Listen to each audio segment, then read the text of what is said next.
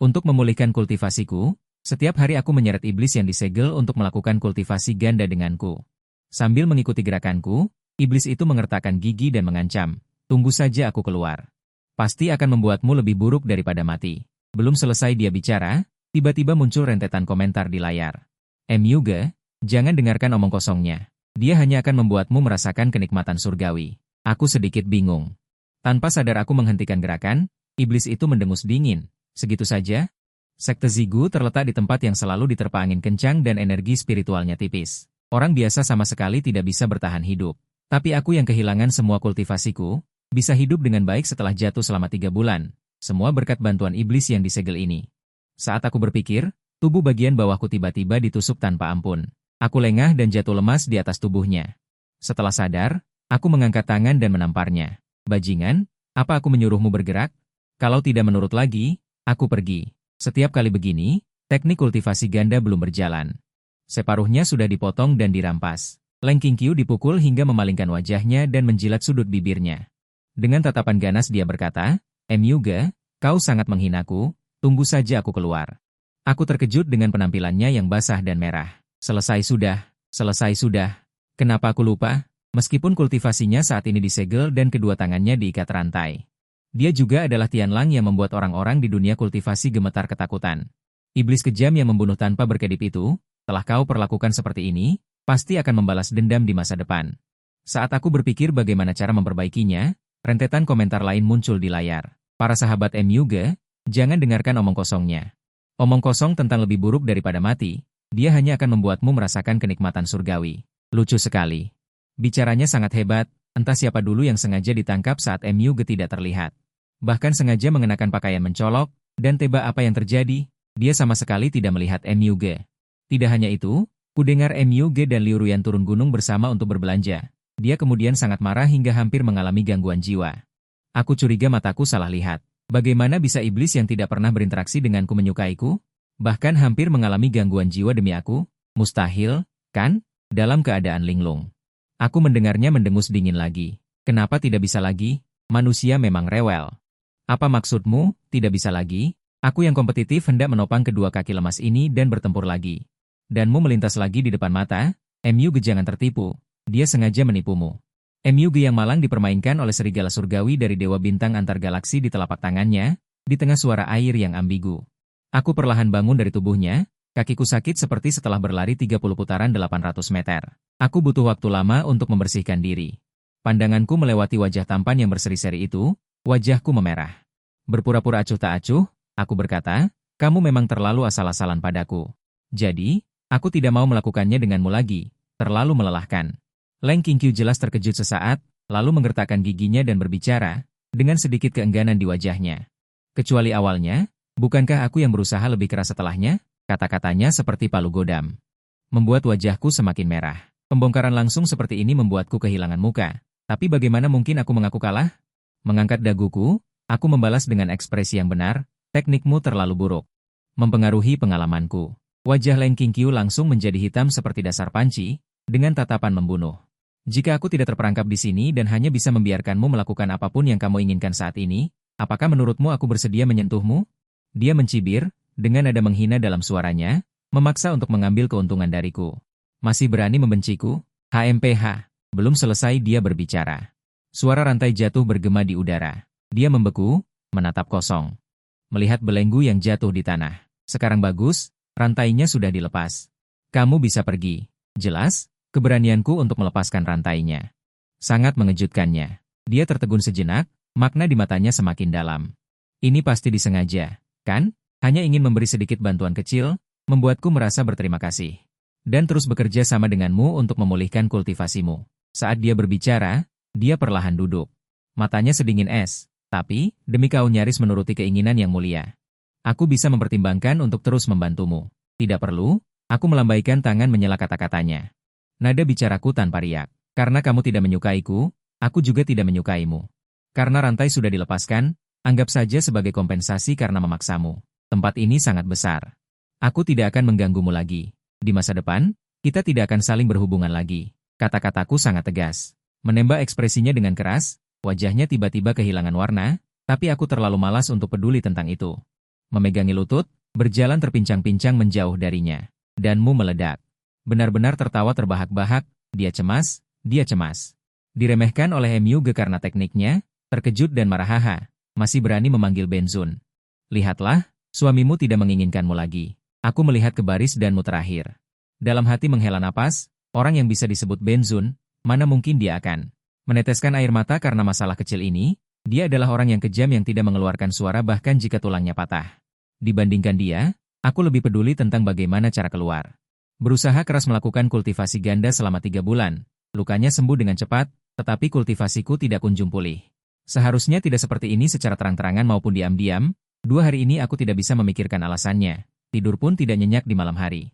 Selalu terbangun oleh lolongan serigala liar dari jauh, tiba-tiba teringat Liu Ruyan, nama yang sudah lama tidak terdengar.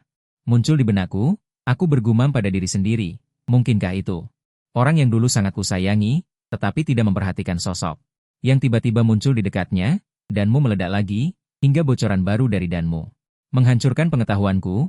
Dia berbohong padamu, dia tidak pernah mempublikasikanmu. Dia menerima sumber daya putra pemimpin sekte Ziguang, Ye Chen, dan sengaja mencelakaimu. Bahkan racun di dalam tubuhnya juga dia yang memasukkan. Aku tertegun beberapa detik, melihat kata-kata itu. Ternyata aku tidak merasa sesedih yang kubayangkan. Mungkin di kehidupan sebelumnya sudah ada tanda-tanda seperti ini. Sejak kapan ini dimulai? 3 tahun lalu, kami masih kultivator lepas yang lemah, dikejar-kejar karena sebuah pil. Aku menggendong Liu Ruyan yang terluka parah dan pingsan, dengan susah payah menaiki 30.000 anak tangga batu giok putih selangkah demi selangkah. Akhirnya dengan segenap semangat itu menyentuh sekte Ziguang. Bangunan seperti istana abadi itu terukir dalam di mata Liu Ruyan setelah sadar. Yang menyala adalah ambisi yang membara. Tetapi dia tidak melihat lutut yang terus berdarah dan daging yang berlumuran darah. Dahinya juga penuh luka. Sejak saat itu, jarak di antara kami diam-diam semakin menjauh. Dia sibuk, tapi tidak menemaniku merayakan ulang tahun, padahal hari itu dia menemani Ye Chen jalan-jalan. Dia bertapa, tapi membantu Ye Chen membuat alat sihir. Katanya setelah jadi murid inti, baru akan mempublikasikan hubungan kita. Tapi 3 tahun kemudian, akhirnya dia menjadi murid inti. Aku akan menjatuhkannya dari altar secara langsung, menampar kebencian di wajah palsunya itu. Saat kata-kata itu terucap, tiba-tiba terdengar suara plak dari belakangku. Aku menoleh dengan cepat, hanya melihat bayangan hitam lewat dalam kegelapan malam. Hanya tersisa beberapa kerikil yang jatuh di tanah. Danmu memang selalu meriah seperti biasa. MU ini tidak berpikir jernih saat mengejar wanita. Tapi pengintipan anjing ini terlalu lucu. Lihat, dinding batu ini sampai berlubang. Hahaha. Tidak peduli dengan itu, membimbing adalah prioritas utama. Tapi aku buta arah. Jaraknya juga jauh, sama sekali tidak tahu arah. Saat aku sangat cemas, mataku melirik seikat bulu serigala abu-abu. Mencoba dengan hati-hati, aku berjalan maju beberapa langkah. Ada lagi bulu serigala. Jalannya semakin jelas. Aku hanya mengikuti bulu serigala ini. Benar-benar berputar kembali ke titik awal. Danmu sudah tertawa terbahak-bahak, tak terhitung jumlahnya, haha, menutupi layar. Aku dengan santai melirik, julukan Leng Qingqiu bertambah lagi, si pencabut bulu. Belum sempat bereaksi, suara dingin dari dalam gua menghantam dengan keras. Suara itu tajam seperti bilah es yang menusuk tulang. Menjauh, aku tidak ingin melihatmu. Nada bicara Leng Qingqiu kejam, niat membunuh tidak disembunyikan. Berani mendekat lagi. Aku akan membunuhmu. Aku terkejut, langkahku berhenti tiba-tiba. Gerakan kecil ini, dia benar-benar menyadarinya. Sudut bibirnya melengkung mengejek. Matanya sedikit menunduk, fitur wajahnya tampak sangat dingin dan suram dalam cahaya dan bayangan. Dia tertawa ringan, nadanya seperti pisau yang mengiris. Hehe. Kalau takut, cepat pergi. Aku ini serigala langit yang penuh dosa. Sebaiknya kau menjauh dariku. Danmu dipenuhi dengan rasa sakit hati. Tapi aku menguatkan hati, dengan tegas melangkah maju. Berjalan lurus ke hadapannya. Baru sekarang aku melihat dengan jelas, kondisinya benar-benar buruk. Ki iblis seperti api yang ganas, menggerogotinya. Bahkan jika dia berusaha keras untuk menekannya, itu sia-sia. Wajahnya yang sudah putih pucat dipenuhi dengan pola hitam aneh, seperti iblis neraka. Mata merahnya yang berdarah membuat orang ketakutan. Ekspresinya mengungkapkan suara serak yang dalam. Tapi aku berkata tanpa berpikir, kamu menangis. Kata-kata itu belum selesai. Komentar di layar bermunculan, tidak hanya menangis, tetapi juga menangis setiap hari. Menangis bahkan seperti Meng Hao. Sifat husky Leng Qingqiu tidak bisa disembunyikan lagi. Aku tidak bisa menahan senyum tipis. Leng Qingqiu dengan marah menarik napas dalam-dalam. Menekan emosinya dengan kuat. Menangis? Bagaimana mungkin yang mulia menangis? Meskipun kata-katanya keras, matanya melayang. Sudah jelas? Aku sudah seperti ini, masih memberimu waktu magang? Pergi.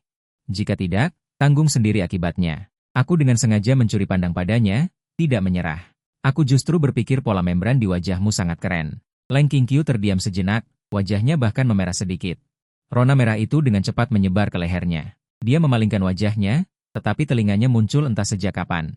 Ekornya juga menjulur setengah dan mengetuk kakiku, kekuatannya membuatku tak berdaya. Ekor ini benar-benar kuat, sakit sekali saat mengetuk. Aku berkata setengah bercanda. Wajahnya membiru, dia buru-buru menekan ekornya dan mengancam dengan wajah dingin. Tidak pergi, akan ada yang lebih sakit. Cepat pergi. Aku mengangkat alisku dan meliriknya, berbalik untuk melakukan sesuatu dan pergi. Bahunya sedikit merosot. Dengan dingin berkata, pergilah. Bukankah kamu juga tidak menyukaiku? Suaranya sangat rendah, seperti anak anjing yang kehilangan. Aku berbalik dan pergi. Tapi aku tidak mendengar apa yang dikatakannya setelah itu. Ketika aku kembali ke gua, aku melihat Leng Qingqiu berhenti. Mempertahankan posturku sebelum pergi, hanya menundukkan kepala, telinganya terkulai. Tampak sangat kesepian. Mendengar langkah kakiku, dia mendongak. Awalnya ada secercah ketidakpercayaan di matanya, lalu dia menekan emosinya dan berpura-pura tidak peduli. Bukankah kamu sudah pergi? Kembali untuk apa? Aku tidak peduli. Hanya berjongkok di depannya, mengulurkan tangan. Dia mendengus. Apa yang sebenarnya ingin kau lakukan? Meskipun keras kepala, kau tetap perlahan-lahan meraih tangan yang lain. Tangannya berlumuran darah, energi iblis hampir membuat kulitnya pecah. Ujung jari yang dengan hati-hati menyusut tajam, tetapi seolah takut melukaiku, ia menyentuh dengan lembut.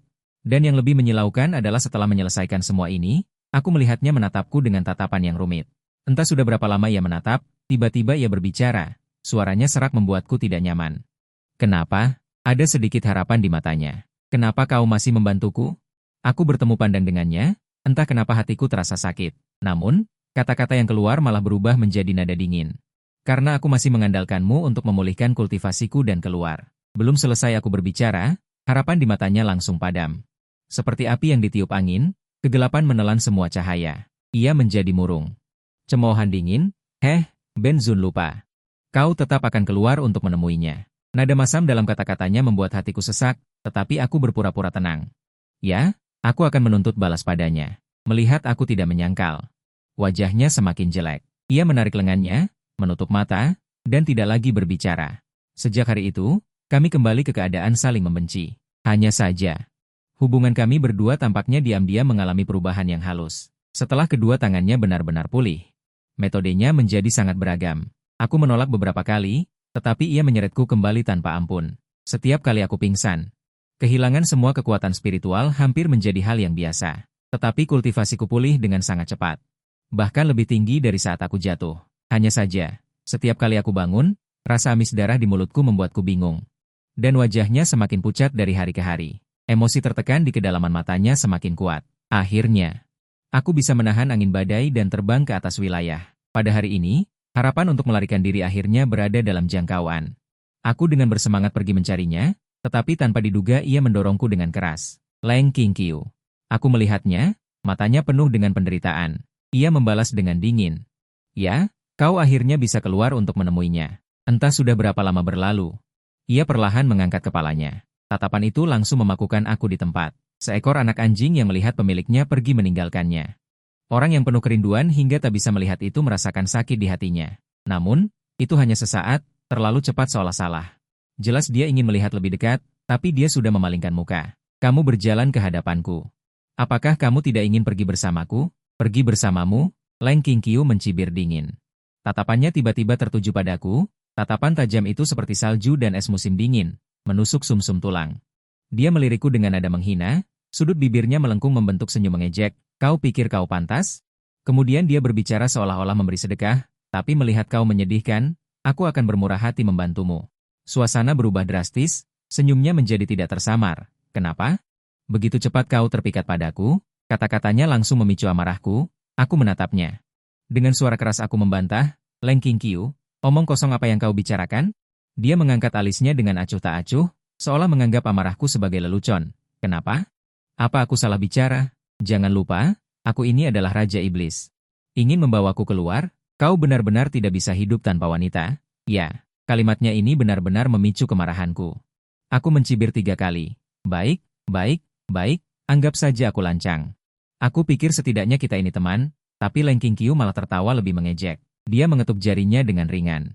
Jangan terlalu percaya diri. Kau memang terlalu percaya diri. Siapa yang mau berteman denganmu?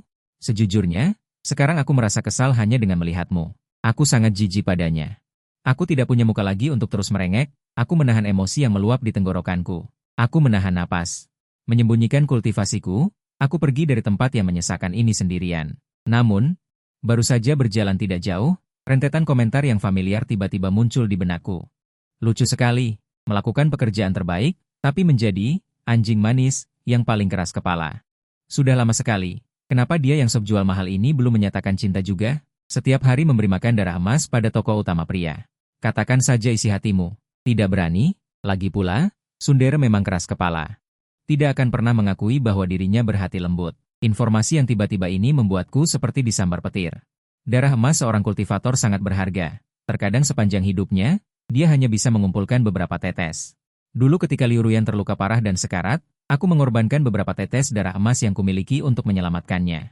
Sekarang komentar-komentar ini memberitahuku bahwa dia pernah memberiku makan darah emas, inilah mengapa kultivasiku meningkat pesat. Tidak heran wajahnya semakin pucat, pikirannya kacau oleh kebenaran yang mengejutkan ini, aku tidak bisa menahan diri untuk berbalik dan bertanya padanya dengan jelas. Namun, pada saat ini, suara familiar datang dari belakang. AMU, aku berbalik. Aku melihat Liu Ruyan berdiri tidak jauh, wajahnya tampak jauh lebih kurus, dia menatapku dengan sedikit kekhawatiran. Ketika tatapanku tertuju padanya, dia tertegun sejenak, lalu terkejut. Dabu, aku datang, AMU, itu benar-benar kamu. Biar kulihat. Apakah kamu terluka? Aku malah mundur sedikit, menghindari tangannya yang terulur. Dengan nada dingin, jangan sentuh aku. Liu Ruyan tiba-tiba tertegun. Sesaat kemudian, dia berbicara dengan lembut, seolah masih ingin berusaha memperbaiki keretakan di antara kita. Baik, aku tidak akan menyentuhmu. Aku tahu. Kau masih menyalahkanku, kan, AMU? Aku tidak berniat menyakitimu, bisakah kau mendengarkan penjelasanku? Aku mengangkat tanganku untuk menghentikannya mendekat. Tatapanku yang dingin menatap lurus ke arahnya, seperti menilai orang asing yang tidak ada hubungannya denganku. Berhentilah berpura-pura.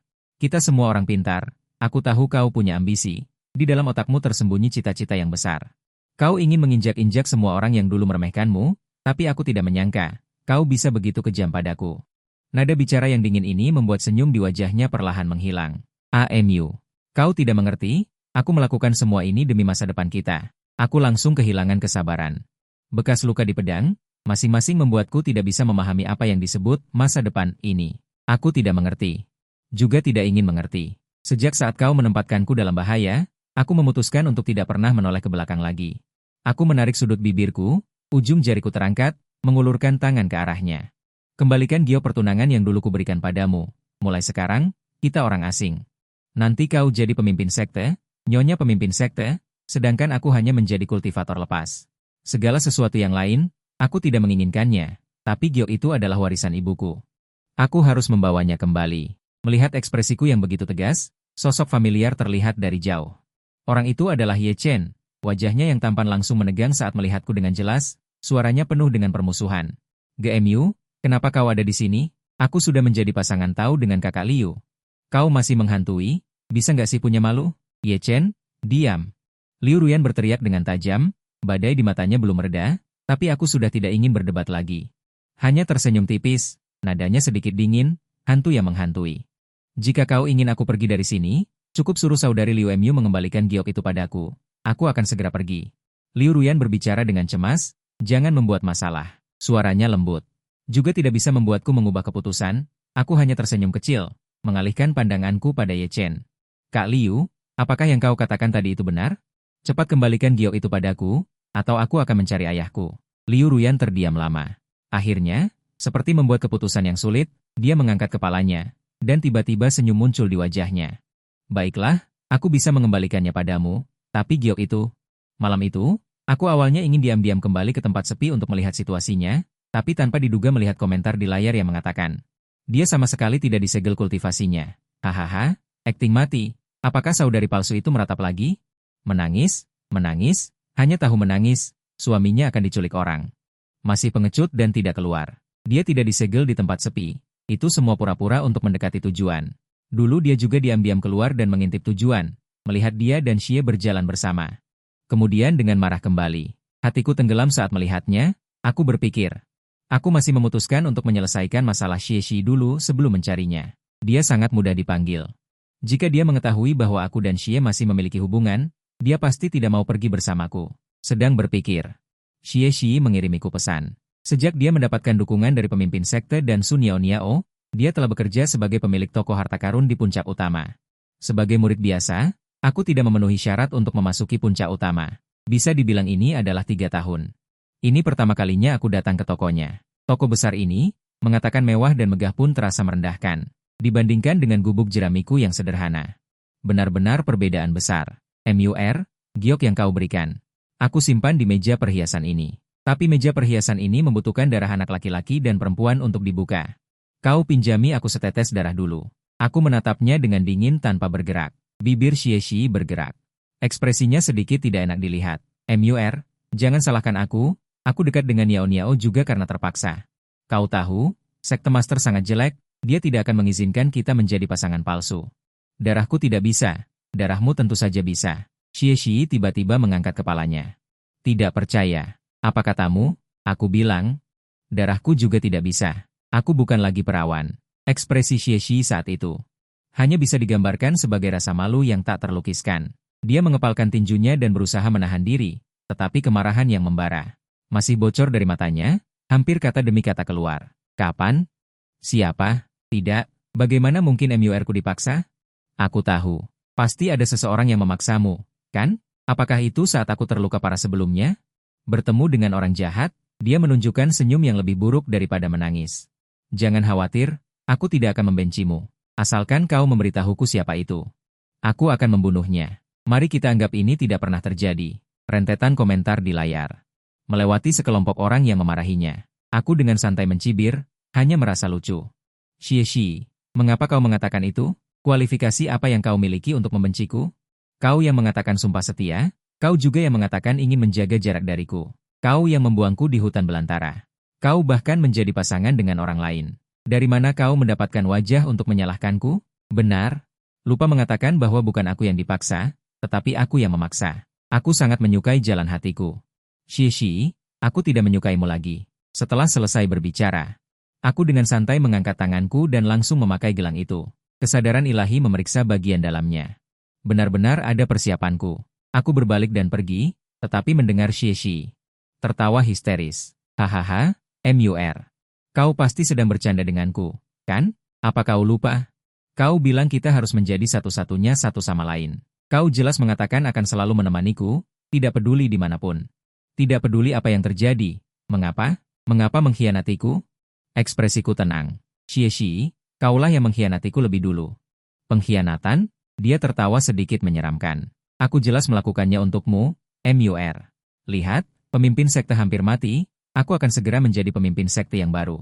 Saat itu, kamu akan menjadi suami pemimpin sekte, orang kedua setelah satu orang, di atas 10.000 orang.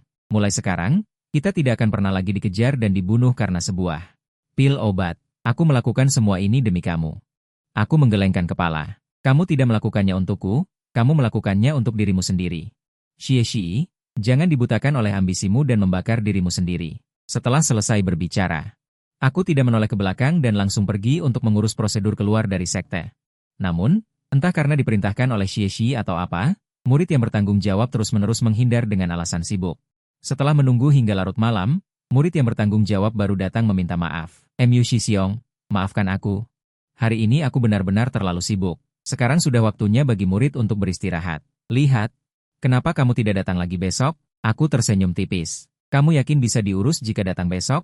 Murid yang bertanggung jawab ragu-ragu sejenak, melihat sekeliling tidak ada orang. Diam-diam mendekat dan dengan ramah mengingatkan, bukannya aku tidak ingin membantumu, tetapi ada orang yang tidak mengizinkanmu pergi. Xiong, kamu pergi berkultivasi beberapa waktu lalu, jadi kamu tidak tahu. Sejak pemimpin sekte membaca ulang, dia telah menutup diri. Sekarang yang mengurus urusan sekte adalah Xie. Jika dia tidak mengangguk, jangan katakan untuk mengambil kembali lentera jiwa. Kamu bahkan mungkin tidak bisa keluar dari formasi pelindung gunung. Aku berterima kasih padanya, berpikir sejenak. Pertama meminjam dapur murid logistik untuk membuat beberapa kue, lalu berbalik dan pergi ke tanah terlarang. Baru saja melewati angin topan yang berat dan mendarat di tanah, Aku sudah tersesat lagi. Belum sempat mengeluarkan pelacak posisi yang diam-diam aku simpan, tiba-tiba aku mendengar tangisan terputus-putus dan tidak karuan. Hahaha, Leng Qingqiu menangis lagi. Untungnya, tidak ada orang lain di tanah terlarang. Kalau tidak, akan ada keluhan mengganggu penduduk. Itu mengingatkanku pada Husky bijaksana di rumah. Pintu ini benar-benar kuat dalam menembus. Benar, kali ini aku mencium aromanya. Benar-benar licik, sengaja memamerkan otot perutnya. Jangan salah, berpura-pura mati. Selain itu, bentuk tubuhnya benar-benar tidak ada duanya. Setelah melewati sudut, aku melihat seorang wanita cantik yang menakjubkan pucat pasi bersandar di sisi pohon. Melihatku, ekspresinya dingin. Bukankah kamu sudah pergi? Untuk apa kamu kembali? Aku mengeluarkan kue-kue kecil buatanku sendiri dari tas penyimpanan. Membuatnya terlalu banyak. Tidak bisa kuhabiskan. Ingin memintamu membantuku menghabiskannya. Leng Qingqiu mendengus dingin. Kau mengejek, ya? Hehe, pria yang mendua. Bukankah kau punya liuruyan? Kenapa tidak kau berikan padanya? Aku menatapnya sambil tersenyum. Dia sedang marah padaku.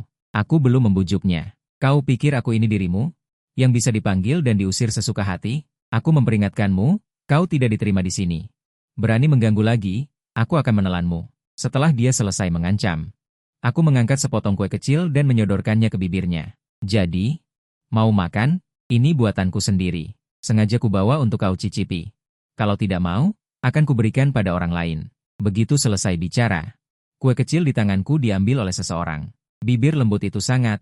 Taring tajam itu seolah sengaja menusukku sedikit. Setelah makan satu potong, wajah Leng Qingqiu sedikit membaik. Mulutnya masih tidak mau kalah.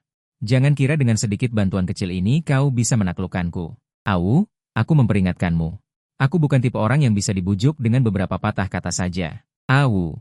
Sekantong kue kecil berhasil dihabiskan. Enak, lumayan. Aku mengangguk dengan tenang. Kalau begitu, aku tidak akan membawakannya untukmu lagi nanti. Sebenarnya tidak terlalu buruk. Telinganya memerah, pandangannya ragu. Apakah Liu Ruyan menyukaiku? Aku tahu, tapi cukup sesuai dengan seleraku. Dia berkata seolah tidak sengaja. Sesuatu yang kau buat dengan susah payah, jika Liu Ruyan tidak menyukainya, itu berarti dia tidak cukup peduli. Sebaiknya segera ganti dengan yang lain. Seperti kelompok Tianlang, meskipun bukan manusia. Tapi mereka lebih menyayangi suami daripada manusia. Belum selesai dia bicara. Baik, apa yang baru saja kau katakan? Setelah menyadarinya, Leng Qingqiu tertegun. Aku menatapnya. Aku tersenyum lembut. Aku bilang, baik, sebenarnya, sebelum aku datang ke sini, aku sudah berpisah dengan Xie Xi. Aku tidak menyukainya lagi. Kue kecil ini juga tidak kuberikan pada orang lain. Ini khusus dibuat untukmu, kamu benar, aku memang harus mengubah alasanku.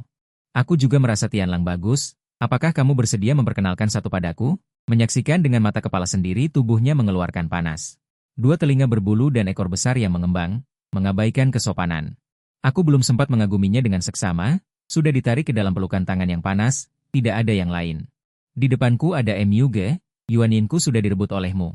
Karena kamu tidak lagi menyukainya, seharusnya kamu menyukai kami, aku lebih tinggi darinya. Lebih kuat darinya, lebih cantik darinya, lebih setia darinya. Juga lebih baik staminaku darinya. Jika kamu merasa kurang, aku bisa berubah menjadi beruang bundar. Aku bisa menghancurkan mulutnya di 5 benua. Hentikan, hentikan, jika terus berlanjut, itu tidak pantas untuk anak-anak. Kami beristirahat beberapa hari di wilayah itu, terutama untuk memulihkan tubuh Leng Qingqiu. Meskipun kultivasinya disegel, dia kehilangan terlalu banyak esensi, aku secara khusus membawakannya pil untuk suplemen. Ketika keluar, akhirnya aku melihat betapa menakutkannya Leng Qingqiu. Dia pergi dan datang ke sekte seperti rumahnya sendiri, dengan mudah mengambil lampu jiwaku. Kultivasi tahap daceng, para ahli sekte tidak sengaja menyadarinya. Setelah urusan selesai, kita harus pergi. Di malam yang tak terbatas, aku berdiri di kaki gunung, menoleh ke belakang untuk terakhir kalinya melihat.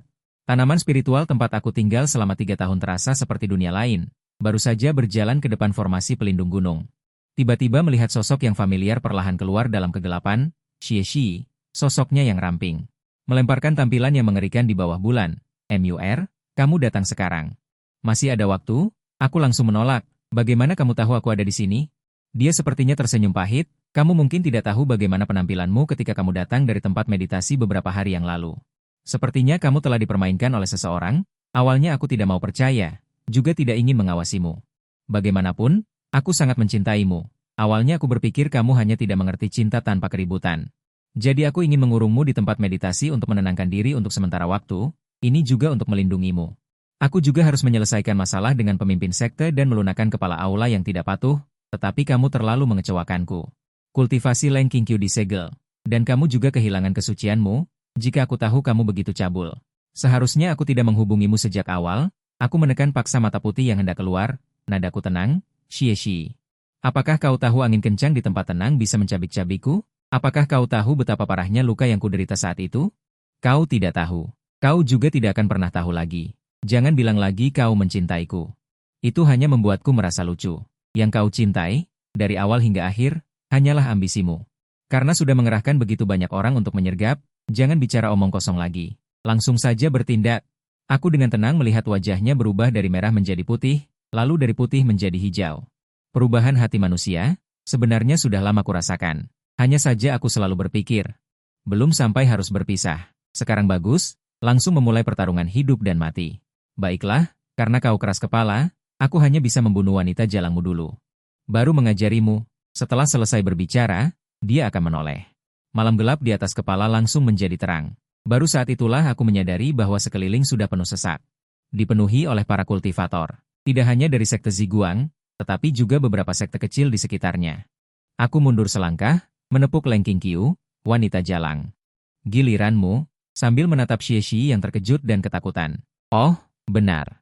Lupa mengatakan, macan putihku sejak awal tidak disegel kultivasinya. Ya.